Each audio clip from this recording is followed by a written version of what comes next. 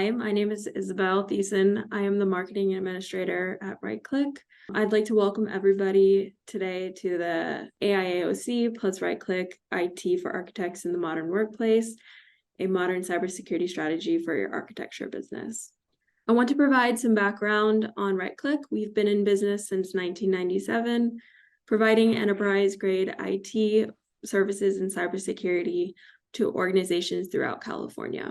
We offer a multitude of IT services and can work in tandem with your internal IT team for increased layers of cybersecurity. We want to make it easy to work with us. We pride ourselves on our friendly and fast service. Our clients have a 95% consistent satisfaction rating on our weekly tickets, and 1/3 of RightClick's valued clients are in the architecture, engineering, and construction space. We pride ourselves on providing customized solutions that deliver value and results to our clients, allowing them to focus on what really matters, their business. And with that, I want to introduce our other speakers. Our first speaker today will be Roy McRae. Roy is our business development manager, and he's going to provide some context for the talk. Thank you, Isabel. Welcome, AIAOC members and guests. Today, we'll be discussing a modern cybersecurity strategy for your architecture business and best practices for enterprise-level IT. I want to briefly review best practices to ensure your company's IT is enterprise level and meets IT security standards. IT infrastructure strategy is very important. Proactive IT services, precise documentation, backup and disaster recovery testing, and cybersecurity testing. So the company IT infrastructure strategy is very important as it's just as important as your mission statement. Modernizing IT infrastructure is imperative to maintain a competitive advantage and profitability. Proactive IT services, that focuses on identifying the crown jewels and data assets and addressing potential challenges before they become significant problems. This will save time, money, and resources in the long term. Now, precise documentation is something that we do very well at RightClick, and this encourages knowledge sharing and will significantly improve processes and ensure standardization in your company and will establish a high benchmark for quality control. It's also very important to review your documentation quarterly, remove outdated and obsolete content. Without regularly scheduled backup and disaster recovery testing, there's no confidence in your disaster recovery preparedness. One of the things that we really find is so important, especially in this climate, is creating a company culture of threat awareness through cybersecurity training. This is essential to every business. In addition, cybersecurity testing to assess and measure network security vulnerabilities will create effective strategies to prevent an attack. So cybersecurity audits, risk assessments, penetration tests, vulnerability scans, and configuration scans are vital for comprehensive cybersecurity. In addition, it's imperative to have the correct systems in place that respond after an incident. So the top cybersecurity threats facing most businesses are ransomware and phishing attacks. I know we all get these random emails that look funny and you don't want to open those. Also, cloud security threats and supply chain attacks. Now, RightClick, as Isabel mentioned, about 1/3 of our companies are in the AEC space. So partnering with AEC clients provides additional unique IT challenges. One of those is managing a large number of devices. Obviously, you have a fleet, you have people on off-site, you have laptops, also iPads. So all these types of things need to be managed. Cybersecurity protocols for your partners is very important because obviously if you're file sharing with a partner, you want to make sure that their cybersecurity is good from their end. Also, intellectual property theft. That's something that a lot of clients are really concerned about. Data breach on projects. Obviously, this is very important, especially when some of your companies take years and years to develop standards and they want to make sure that that's protected. Then there's vulnerability on the CAD software, BIM data breaches, and lately insider threats or employee theft, things like that are also something you want to consider. Now, let's take a look at today's agenda, and then our co-CEO, Jim Harrington, will share his perspective on best practices and the latest trends for the architecture industry. So these are the talking points that will be covered today. Top cybersecurity threats facing the architecture industry, a new cybersecurity strategy for the architecture industry. We're also going to provide a cybersecurity checklist to kind of get you started. And then at the end, we'll have a brief discussion on Q&A. So please type your questions in the chat box. If you hit the dots over the more, there's a little thing that comes up. It says chat, so you can enter your questions there, and we'll circle back to them at the end following the presentation. Now, let me introduce our co-founder, Jim Harrington. I know that he sometimes worries about us hearing his voice for too long, but this is very important stuff. We're excited to have him talk about this. He's very passionate about providing AEC clients with enterprise-grade cybersecurity and IT. And our clients really lean on him a lot. We have so many companies that not only count on us to do their IT, but we actually have recently and probably one of the companies in Orange County that really kind of took the lead on this is really layering our cybersecurity knowledge with other companies. So we work with other companies. They have their own internal IT, but we're able to layer a different strategy of cybersecurity and come in and make recommendations and provide different types of testing to kind of see where they're at. So we count on Jim's expertise to guide them and navigate through that ever-changing demand of IT and network security. I'll let you take it from here, Jim. Thanks. Great. Thanks, Roy. Hey, I'd really like to start off by thanking AI Orange County for hosting this training session. This is really a great platform to share the latest developments in our technology space, specifically regarding security. We all know about the importance of cybersecurity. What's useful about a session like this is we can talk about the most emergent threats. That's what we're going to talk about today. Some of the newer threats that are facing us. We're also going to balance that by seeing what are some threats that maybe we think are important, but aren't quite as risky. And the whole point of this should be we want to balance our IT spend.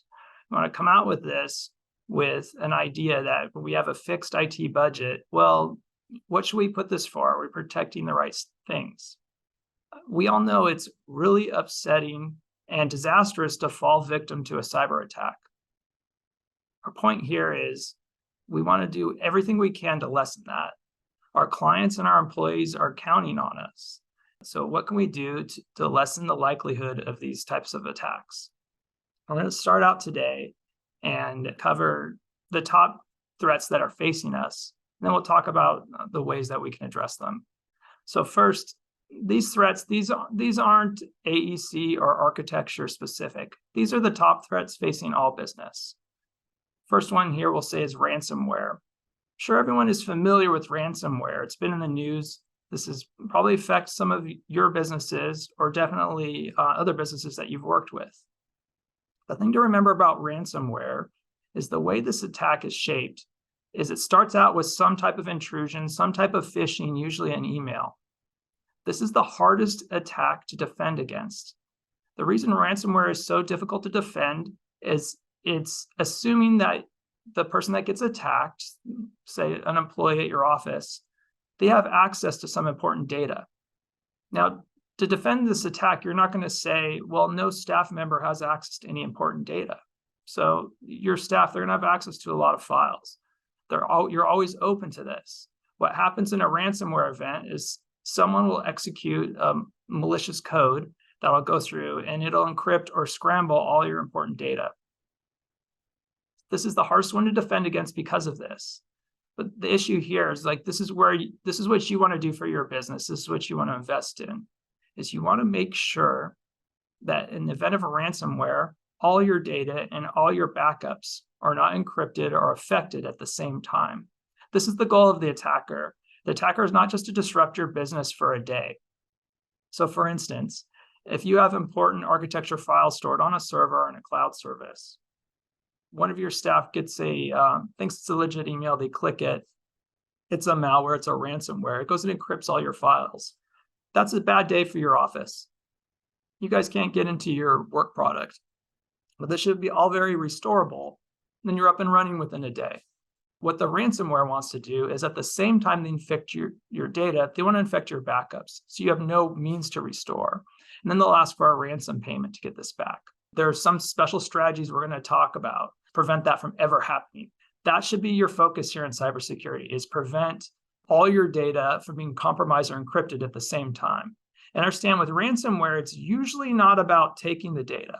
Sometimes when you have a lot of intellectual property, it is. Like if your business is containing confidential information, like for some of our defense clients, there might be a threat to release some of that. That's a type of ransom. The ransom that we're faced with more is denying access to our data by scrambling it. And that's much easier for an attacker to do. The next type of an attack, which is actually the most common, is the phishing attack. And we're all aware of this because we receive phishing emails constantly. Now, the top attacks that are working well are things that would be called boss fraud or an impersonation, where usually this goes through the supply chain.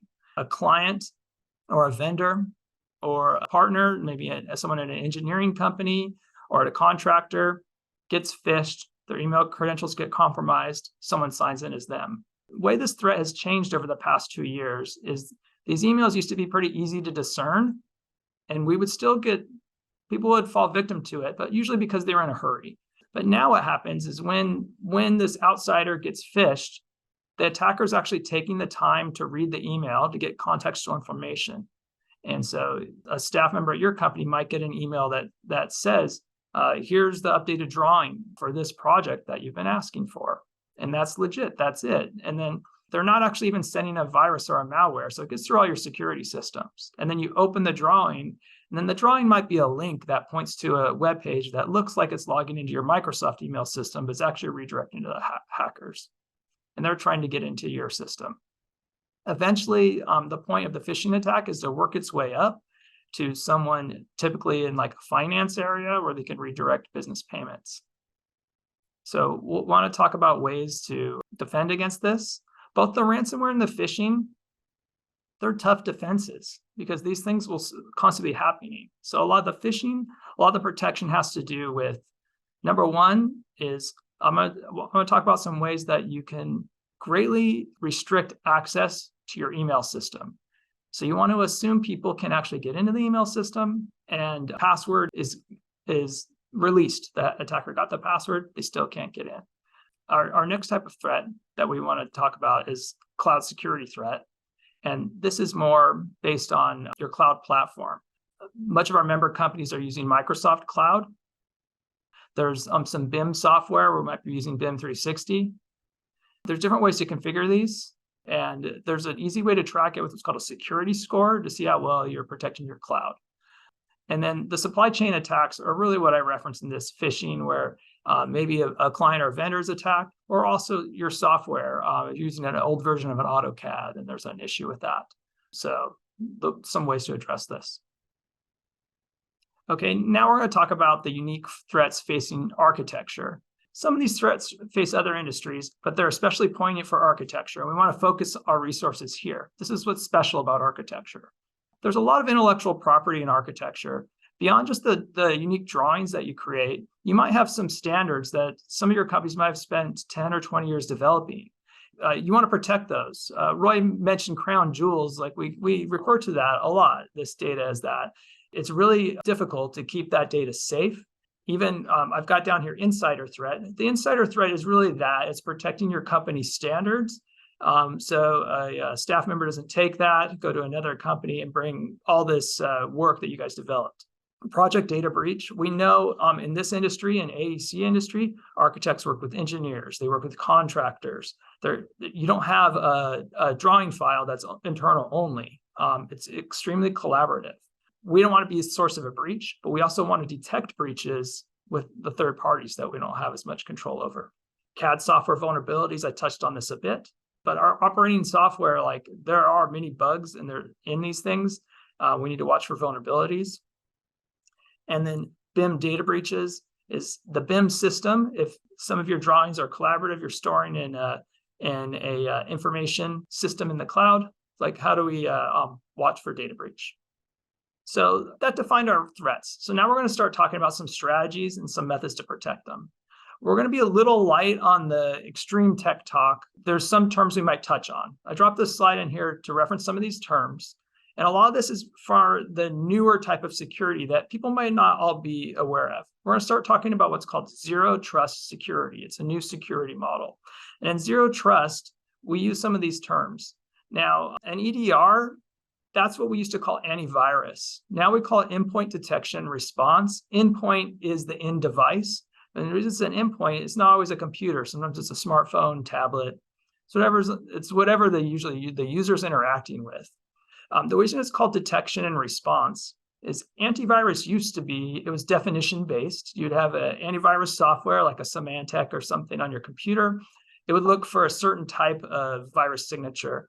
Those are largely ineffective now. So now what we're looking for is a type of behavior, an unusual thing happening. And then we want to get an alert. And we don't want the alert just to pop up for the user. We want that alert to go to some central location that someone in charge is monitoring and can see and can respond. Something that's changed in security here is a lot of times there's an intrusion that goes undetected. But then over time, and by time I mean a few hours or a few days, your system could see that something unusual is happening and warn a person. The way hackers have become more sophisticated is hacker groups nowadays, they separate into teams. So there might be one group that's really good at phishing and getting credentials, but they don't go on in ransomware. They just get the credentials. There's another one that does the ransomware. There's another one that will study a company and learn about it. And there's a whole marketplace for this. So what might happen is, let's assume one of your users got phished, their password got out, someone can sign into their computer. You can assume that there's not going to be a breach immediately. That credential might be sold, someone else might look at it. It could be weeks until that happens. So having endpoint detection and response, even though you don't catch it immediately, it's hugely valuable to have someone coming back and finding this a few days later rather than something sitting. We'll cut back to that a lot, but a lot of security now is based on limiting the time that something valuable is exposed. So when we'll talk about how you share your data, we want to limit the amount of time it's exposed. Sure, like if you send a file to someone, if you just send a straight up attachment, that file's gone. The person has it forever. If you send a link that maybe expires for a week, well, during that week, that person's email might be vulnerable. But after that period, that's expired. And that's much improved. So you want to think in that mindset. Moving on our key terms, Secure Access Service Edge, a lot of times it's referred to as SASE. That's the replacement for VPN. I think most of us are familiar with VPN, Virtual Private Network. VPN is the older technology. When if someone would work in a remote office or from home, they would VPN securely remote into the office to access maybe a file server in your office. Well, especially in response to the pandemic, and we have all our remote work now, it's the modern style is less to VPN into an office. And it's more, your data isn't all in your office, right? You might still have file servers in your office for high-speed access to drawing files, but a lot of it's probably in the cloud. Not all your users in the office. So what a SASE is, it's like a VPN, but it's going to connect into the cloud instead. We'll get into that in a little more detail. So where EDR is a protection on a computer, a SASE is more of a network-wide protection. And this becomes very important for protecting against the top threat that we'll address. A SIEM, an SIEM, you call that a SIEM, security information event monitoring. In security, it's important to correlate everything together in one spot as much as possible. Sometimes this isn't always economically feasible. So what we want to do is, if we go back to what we talked about crown jewel data, if you can think about your business, what's really important, what do you really want to protect? Think about those things. Maybe some emails, drawing files, standards. If we can, the stuff we want to protect, the logging information or the security software, we want all that to go to one place and we want one group to be monitoring it. And that's usually into a SIEM. The SOC, the Security Operations Center, that's the group that monitors it. These things used to be special and high-end for huge enterprise businesses. Technology now has pushed this down to small business level. There's dedicated firms that are just security firms, just SOC. There's also what are called like a managed service provider, which is the type of company RightClick is, that does general IT support and provides SOC services. Most of your managed service providers will give you some type of light version of a SOC where they have staff 24 hours a day, or at least every day, monitoring and checking on your security. So remember on security, it's very important to get this centralized, this data to someone central. And then GRC is what we talk about, government risk and compliance. If you're doing a job for the government, there's certain types of compliance that you're expected to have. You have to show that you've done a reasonable effort to secure your system. Now that we've hit on our key terms, we'll get into our modern strategy. So we talked about these briefly, these top challenges. They're structural changes, is that we work differently now. We work remotely. Our data is in different places. What we call the threat landscape, like all the security threats facing us, it's difficult and it's changing a lot. You know what I see the most is we're defending against the wrong things. We have limited budget. We have to defend against the right things. For instance, I'll give an example of this. I talk to a lot of people that are concerned about their Wi-Fi security. Hey, I'm accessing important documents, they'll tell me, and I'm traveling through an airport on an untrusted Wi-Fi or in a coffee shop, or the Wi-Fi at my office. I want to make sure it's really secure. And there's some importance to that. But then, like, you want to think, well, this Wi-Fi, the only people that can attack it, they have to be geographically close, like in the building nearby, whereas other threats that encompass the whole internet is really what you want to defend against.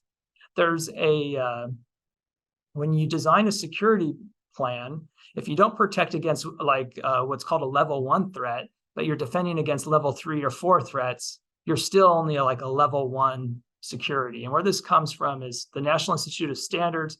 They developed a thing called NIST 800.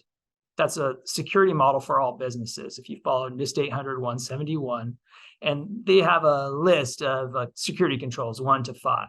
And so you want to make sure you have all these level 1 controls before you move up to some type of more esoteric control. So this threat landscape, we want to make sure we're protecting against the right things. There's an increasing number of devices. I know in architecture, it's not just all computer. There might be like different type of tablet, phone device. Sometimes people are using personal device. These all need to be protected. The good news is if you address this, it really leads to some great things for business. It leads to a competitive advantage. And then operational maturity, like we'll call that leverage, which really means like if you practice the culture of cybersecurity in your business can move faster, have less problems, better reputation. And we know reputation is so important in this industry because the collaborative nature of the industry. We all know each other in this industry, and addressing security is extremely important. Okay, we're going to start with a management framework. This is called the Right-Click IT Systems Management Quadrant. When you're thinking about this quadrant, the idea of this is to see how are you organizing your IT spend, not just on financially, but time, resources. You want to divide between these 4 areas: the plan, deploy, support, and protect. In IT, you want to be proactive. We want to plan. And like when we're talking about security, being proactive is to do things like, we'll talk about the ransomware, really protect against the ransomware. Make sure your backup is immutable, okay? But then when we set up this immutable backup, this thing that you can't delete, we want to go back and support it. We want to check it. We want to monitor it. Ongoing protection, you want to have some type of system, some central system that is constantly watching over all your systems. And the thing here, it's really good to get what I'd call an extra set of eyes on your system. If you're a larger firm, you have internal IT, it's a good idea to have an outside IT work together with them. They can both work together and validate this. If you have an outside IT, it's good to have a consultant occasionally come by and give your system a check. Just be like, yes, like I've actually restored the backups. They're all there. Just saying you have backups and then testing it when it's time to restore is not a good strategy. The 4 areas in this quadrant support each other, and it leads to what you really want is this operational maturity. It helps your business execute at a high level, meet your business plan.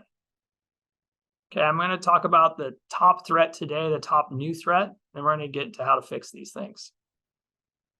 So, token stealing. Not everyone is aware of this threat. And what this is we're going to use a Microsoft Cloud platform as an example. Most businesses are hosting their email with Microsoft. This goes the same if you're hosting it with GoDaddy or Google, or if you have your own internal, but most of them are in Microsoft now. So we know when we sign into Microsoft to get our email, if you have a new computer, you boot it up, you launch the Outlook application, you go to the website to check your email, it's going to ask for your username and password, you put your credential in. And then after that, we want to have the two-factor, the second factor, or maybe they'll text you or you have an authenticator app on your phone. Then you're authenticated. You go through all that. After you've done that once on your computer, it won't ask you to sign in 15 minutes later. That web browser session stays signed in. If you're using the Outlook app, Outlook's always signed in. It won't sign out. It'll stay signed in for months. The way it stays signed in is by a token. So Microsoft drops a file on your computer. It says, okay, it's encrypted. This computer is trusted. It tells its servers, don't ask this person to log in anymore. I'm trusting this. There's a method to steal that file to impersonate your computer. This is extremely dangerous. And the reason this is an extremely dangerous threat, because most of us think we're protected against this. And the reason we think we're protected against this is because we've done two-factor authentication. So if you've been involved in cybersecurity at all in the past few years, it's been hammered home to you to do two-factor authentication. So before we go further in token stealing, let's talk about the two-factor authentication. Your email is your top thing to protect. That's a generic thing that's constantly trying to get hacked. People are trying to get your credentials. What we want to do is we don't want to assume like we can protect these credentials. We want to assume the opposite, that we're unable to protect our email credentials, and one of our users is going to accidentally tell someone what their credentials are. And they're going to tell them by like typing in the password somewhere they're not supposed to by a fake phishing email. By having the two-factor security, which is the second factor, which is that text message or the authenticator app, we assume like, okay, that's great. Someone can give out their password, but the attacker doesn't have the two-factor. And when companies went through meticulously and they enforced two-factor security or multi-factor on all their cloud systems, they have a sense of security that, well, this at least isn't going to get hacked. Well, I'll tell you now, like the token stealing, it started coming up as an issue the past year. Now it's a big issue. And the tough thing about this is once this happens, is if your organization is not aware, they don't know how to shut down or block this. So this is a real top threat. Now we'll move on. I'm going to explain how to block this, but we want to think about this is we want to be, okay, we have to have two-factor security, but how do we defend against this? People stealing this token and logging it. I want you to think about that. Okay, now this model, this is going to help us address token stealing along with the other cybersecurity threats that we're looking at. It's called zero trust. Now, before, our previous cybersecurity model was called perimeter security. And it's a security that we're all familiar with. It's how we defend our house. It's how the military defends a base. You have a strong perimeter. You lock the door. You maybe have an alarm, cameras. But the inside is unprotected. You're inside the house. There's not a lot of extra security inside the house. This is how we defended businesses. A traditional architecture business, server in the office, there's a firewall connected to the internet. That's a hardware firewall device. It monitors kind of what traffic's going through. It sees a virus that might kill it there. The computers have some antivirus security. They have what's called defense in depth. That model's broken now, completely broken. And it's good to recognize that perimeter security is broken, so we don't think we're safe.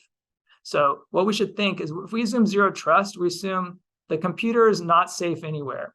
And what we really want to do, zero trust is about devaluing access to our system, making it if you get access to something, well, you can't really see everything or it disappears pretty quick. So we want to assume, okay, someone's able to hack into our office, but they can't really log into the server. Someone's able to log into the server, but they can't see very much. Someone's able to hack into the email, but they don't have the other factor. They can't see things.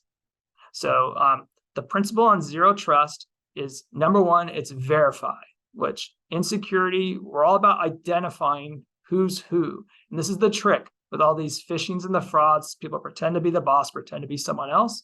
We want to verify our users. Second, we want to use least privilege. Least privileges only give people the minimum access to stuff they need to do their job. And the other thing is not only that access, we want to limit the time they have the access.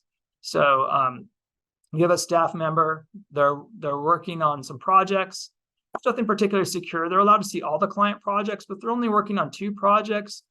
The permission model should only let them see those 2 projects. And then when they share those files, all the files outside to the BIM should be shared with an expiring link. So then when the contractor receives that, maybe on email, like I mentioned before, it only lasts for a few days. So it's a least privilege. It's a low access, minimum access to do your job.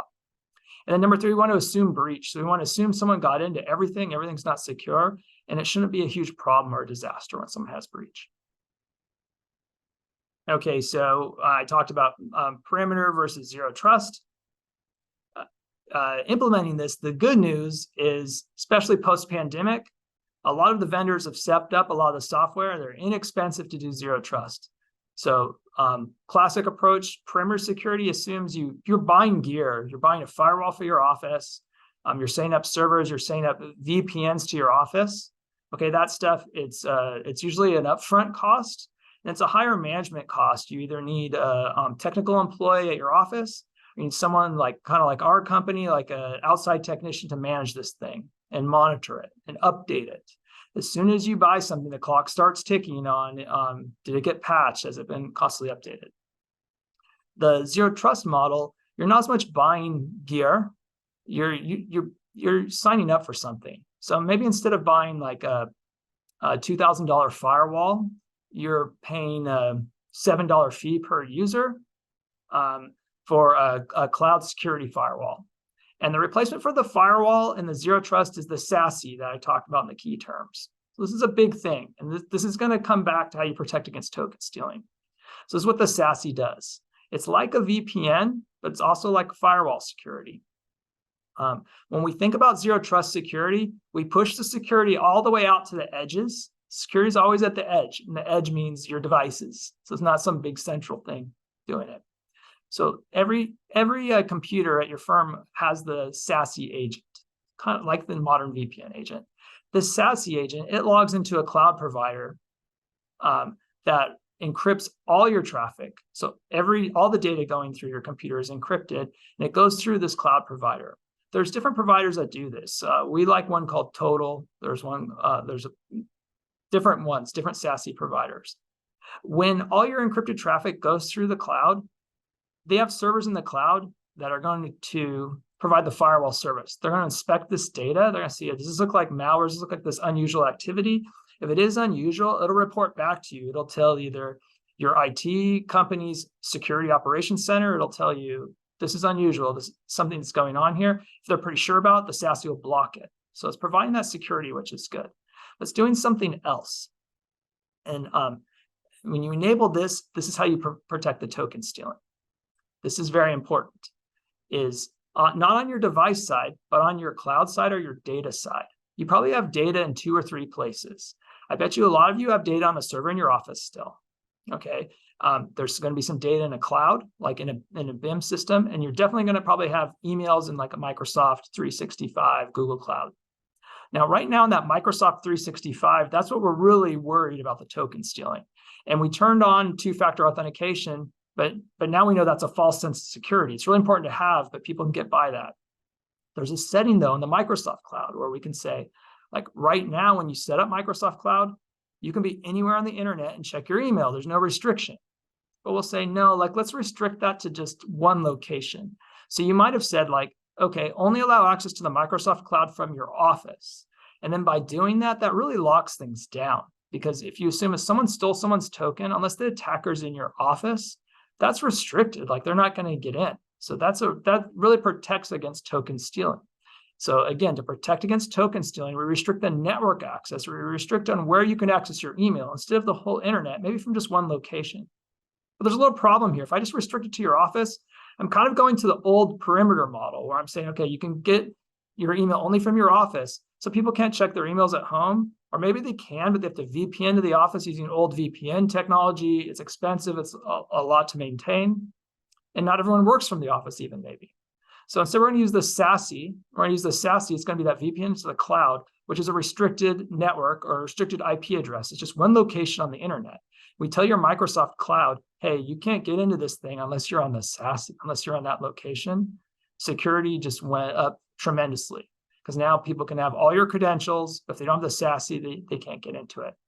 You really protected your business. And it was an inexpensive thing to do relatively. It wasn't a capital expense, it's an ongoing security expense. So what's really happening is instead of paying for firewall and basic antivirus, now you're paying a little more for antivirus. You're buying this endpoint detection response. You're buying this SASE. And what you're recognizing is Whether you pay for it or not, there's a responsibility, like a risk responsibility with every device you're adding on your network, and you're pushing that cost out to that. So when you add a device, you add a high-level person, an architect, you put that security management, cost management in with them. The thing runs really efficiently, so it's limited disruption for the user. So by using this SASE technology, we can protect these things. And the cool thing is we can move on beyond things like just the email in the Microsoft cloud.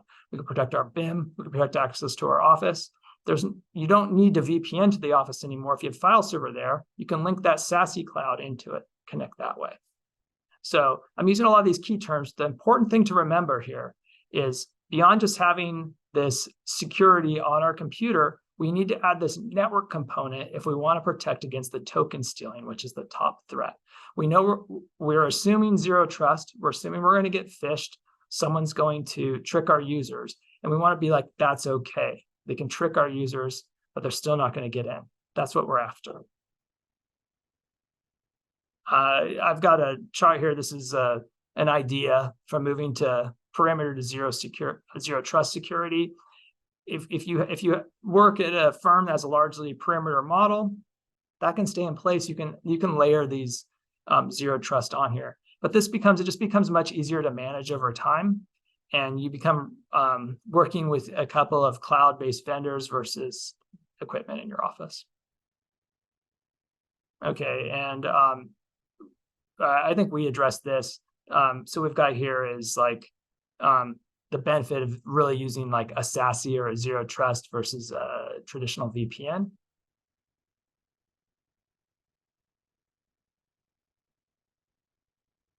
Okay, so that taken in, there's some steps to do. What we see in the marketplace is we still don't see full adoption of when I talked about this NIST 800-171 by the National Institute of Standards, the cybersecurity standard where they say there's 150 security controls. You can go from layer 1 to 5. You really need to have all the 1 to 3 security controls. And those 1 to 3 security controls in the NIST 800, they're what I would call cyber hygiene. So there are things like installing patches on all your computers so they're all up to date, patching your operating software and like your applications like your CAD software, but doing it in an automated fashion. So you should have some security agent that's doing it.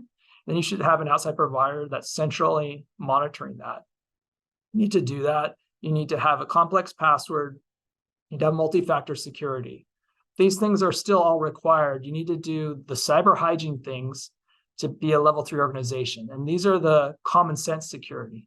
But now what we need to do is we need to understand there's emerging threat. Just like always in the history of security and computing, there's a controller correction, and there's so much money to be made by hacking and stealing into these things that there's a new threat attack. And so our defense against that now is adding this network layer, adding this type of SASE service. The difference in your business is like, are you going to be a little behind with the times or trying to stay security forward? And trying to stay security forward, it's really a culture thing. So when we talk about promoting a culture of cybersecurity, this is about security training staff, but it's about, we recommend not to just have dedicated meetings about cybersecurity, but keep that as part of your normal meetings. So if you're having a project meeting, you're talking about a project, someone brings up how you're handling the cybersecurity. It becomes just a normal part of your company culture. By having a normal part of the company culture, when an issue comes up, should be no shame if someone gets phished and makes a mistake. These things happen and they're tricky. So we want to teach our staff things about be open about it, about the phishing threat. And what we really want to focus on the phishing threat is let everyone know, look, this is about identity. Someone's pretending to be someone they are not. And any threats like this are tough because there's not a software that's going to block it, because if someone's signed in as a different user and read their emails, they're just pretending to be someone else.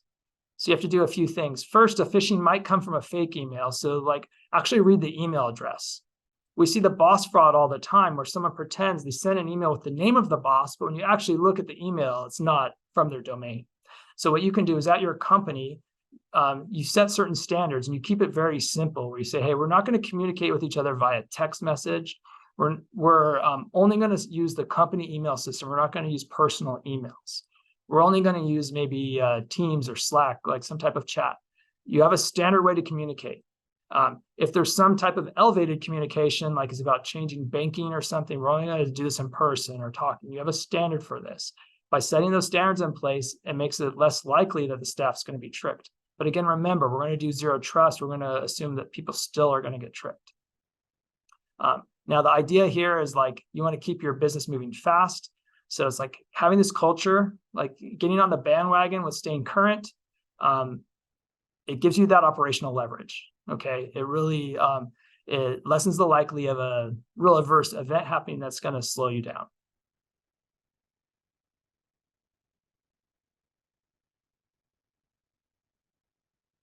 Now, I put this up here as an example. We're close to wrapping this up. I want to talk about two things. There's one thing that if your company's using Microsoft 365, you should look up your secure score, your Microsoft secure score. That's a great system that Microsoft put in place. It shows your whole cloud platform and where you're coming short, maybe where you don't have your level 1, 2, or 3 security levels in the Microsoft cloud. And Microsoft will make suggestions, do this to fix it. They'll say, these two people don't have multi-factor authentication. That's a big deal. And what you really want to do is you want to have some type of balance where you're investing in the right things. So that'll guide you. There's another thing, this Saiku is cool. This comes from an insurance company. This is a more detailed analysis. You can ask your insurance company to give you a cybersecurity audit. I talked about having a second set of eyes on your system. The insurance company is great for that. They'll audit. You should, if your company doesn't have internal IT, typically like your controller, the person in charge of finances, is that other set of eyes too. They can really rely on insurance with some of these tools. You'll get a score and you can look at peer scores. You can see what you need to improve on and focus your investment. Cybersecurity is an ongoing thing. So you want to have like future plans and really target your spend.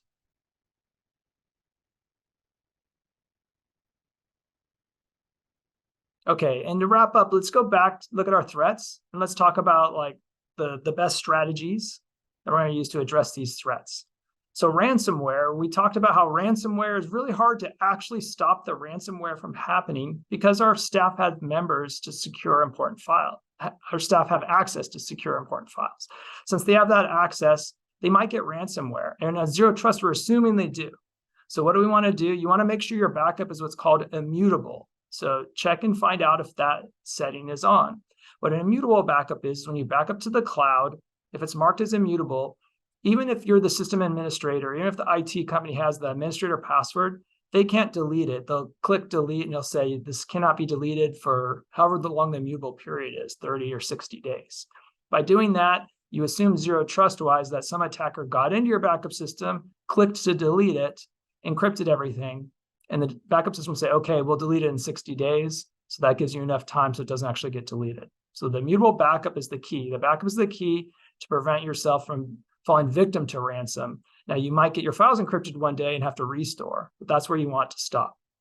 The phishing attacks, like our best defense against that is training and culture and really focusing on identifying like where the email is coming from. We also want to focus on in the training is if we're getting a quick call to action, it's almost always fake. So if someone say, do something fast, like we want to teach our staff, slow down, watch for that. For cloud security threats, we talked about this SASE, replacing the VPN with a SASE, that network security. That's the piece I bet you your firms are missing. You have to be pretty security forward to have that. It's mainstream now, though. It's not a very expensive thing to do. It's a huge improvement. That's the thing that's going to protect against the token attacks. We want to have two-factor enabled, and we want to limit attack surface. We only want to put minimum data that we need on there. The supply chain attacks, they're very similar to the phishing, where we want to focus on training and culture and process. The other thing with supply chain is we want to make sure when we're talking about our software, we're patching and keeping everything up to date.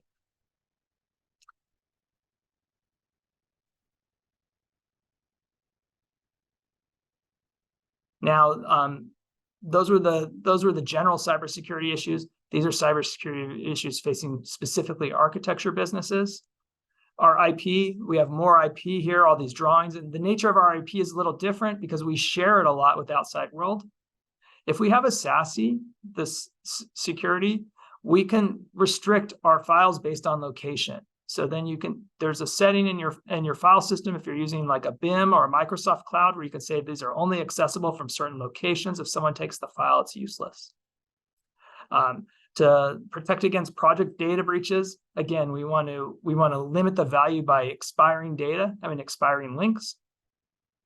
For CAD software, we want to have a good patch management program. That means you should have some automated agents that are automatically patching.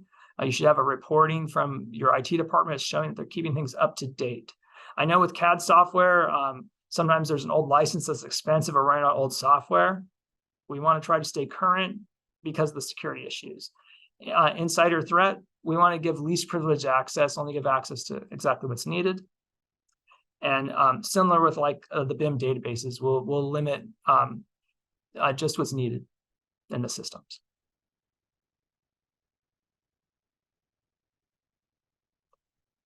Okay, thanks everyone for the time today. Now it looks like we have a little time for some Q&A.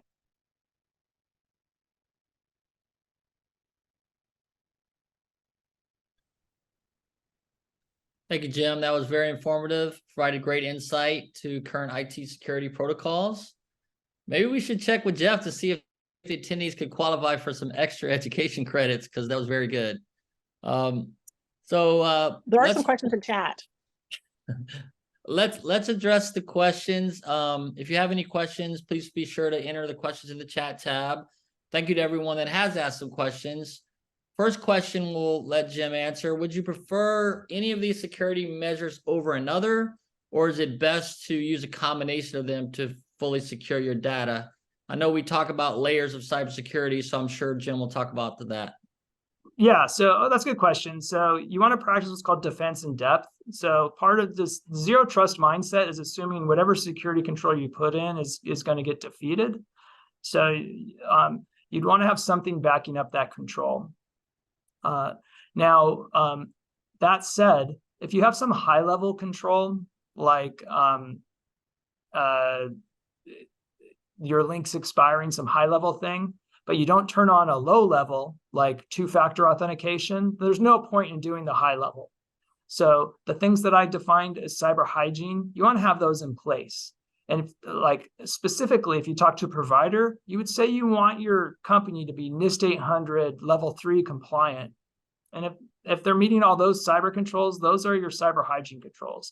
Those are things like patching, having an antivirus type endpoint detection response on the computer. Those are just to get in the game. You want to have those basics. And then beyond that, like having the SASE is your next level. Okay, thanks, Jim. Next question was, with so many businesses relying on remote work, how do you recommend protection across the personal devices that are accessing internet through home Wi-Fi? And what process is used to maintain security on this remote worker type business model? Well, when it comes to cybersecurity, personal security, protecting your personal devices is very similar to what you would do for business. The one thing we'd always advise is to keep personal devices separate from business. So sometimes there's a tendency just for a cost base, especially if someone moves from a work in office to work at home model, they might have a powerful CAD station at work, and they might have a personal laptop at home that they're using. The problem with the personal laptop is it probably doesn't have all the security controls that the work computer has on it. And that's a huge vulnerability because security, as we mentioned, it got pushed out to the edge device. So that's a big liability to use a personal device for work. So we really want to start with issuing everyone a work dedicated computer. And what we'll do on the work dedicated computer is one of the low level controls is we remove the user's administrative access. So they can't install software. There's just certain work software you have, and it's installed on there. And then when they need a new version, it gets pushed to their computer. And what that does is that protects if someone does click on some type of virus, they don't have the privilege to execute it, maybe, if they don't have that administrative right. You want to keep those things separate. Okay, the next question, I think you kind of addressed it a little bit, but it's really, they're asking about, the risk of investing in security. And I think that, you kind of mentioned that it's more about investing correctly in your security. Maybe you want to address that about how some companies maybe overinvest, and it's really about, making sure that, like we talked about before, that the levels are kind of done in order. Yeah, I like this issue. This is something I like to talk about because everyone is making some security spend, but if you're spending too much in one area, let's say you buy a $10,000 firewall for your office, and let's say that's half your security budget. So now you can't afford like an updated security software on everyone's computer, that you overinvested in the wrong area. So the guidance here should be is like we want to invest in the right area, which means we want to really focus on protecting that. Start with, and how you do this, you must start with your crown jewel data, which is usually your email and your drawing files. And then let's secure those clouds where the email is. And let's secure our in stations, and less buying big security gear at the office. Great.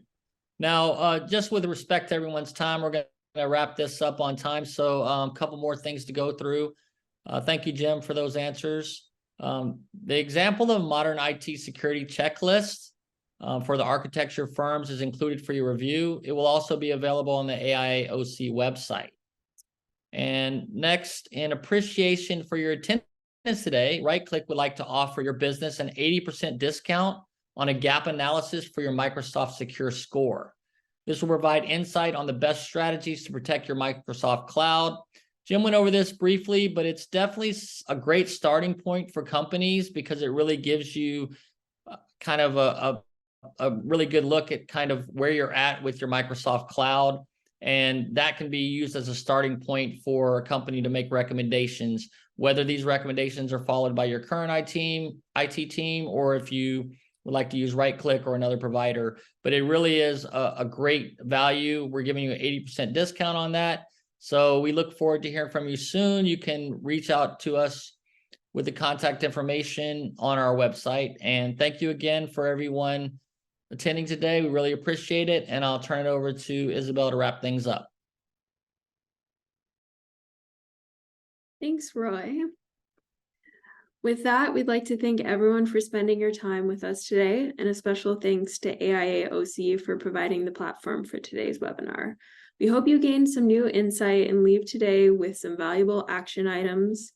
If you'd like to come to our next event, it's going to be in person, December 13th, same time at the winery in the Tustin area. So if you're around, RSVP is provided by Microsoft for no cost.